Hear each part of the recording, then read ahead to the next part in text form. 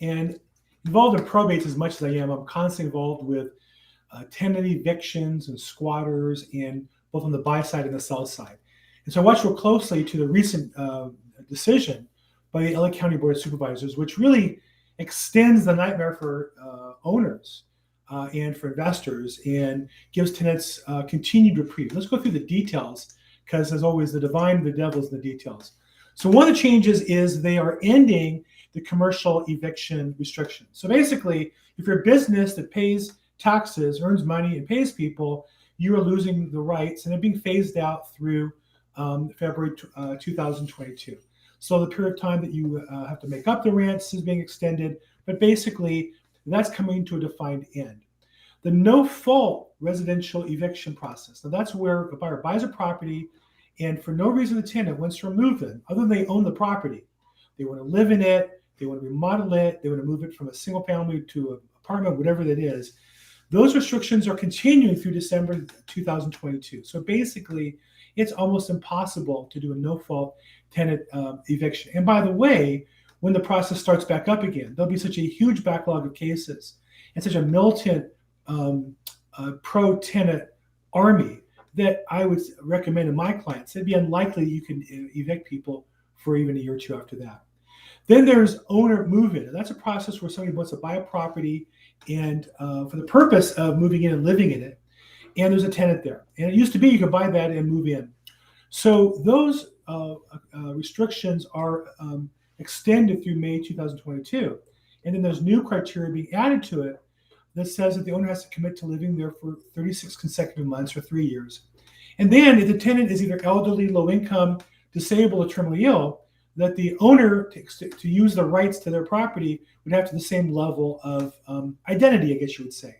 So again, buying a property doesn't allow you to live there. Buying a property allows you to live there only if you are as, say, disadvantaged or qualified politically as the people currently living there.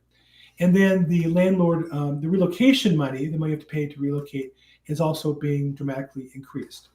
So that process is, again, getting more difficult and being extended out. Then you have non-payment of rent protection. So tenants who just don't pay because they claim hardship because of COVID, despite record low unemployment, despite dramatically improved economy overall, that those extensions are being added out further through March 2022. And then there's additional protections that go out through December 2022. So at this point, residential non-payment will continue to be difficult to enforce for a landlord. Denial of entry, it says that tenants are not going to be protected from evictions if they deny entry to landlords. And this is an important distinction or clarification. When you own a property, you're responsible for it. You're allowed to inspect the property for health and for compliance with laws and such. And you're allowed to have access to property, keys and access. And tenants that deny that, they think because they're paying rent, they own the property, but they don't. And so that is a cause for eviction. I think you're going to see more landlords exercising their rights more aggressively in this area. And then foolish tenants will then be served with notices and facing eviction possibly. Rent increases are still frozen through December 2022. And that falls within those properties are in the LA County area, in this current rent stabilization area. And there's some other details with all of that. So again, there's a lot of details there, but I just want to say overall, dates are being extended and pushed out. I did want to share, I got a great email from the law firm of Liddell and Liddell, and that's LIDDLE.com, and their information is at the bottom there.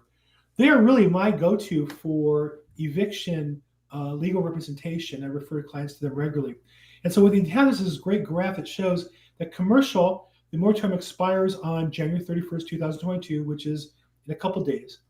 That for non-payment of rent or denial of entry or purchase date and COVID hardship restrictions, those are ending May 31st.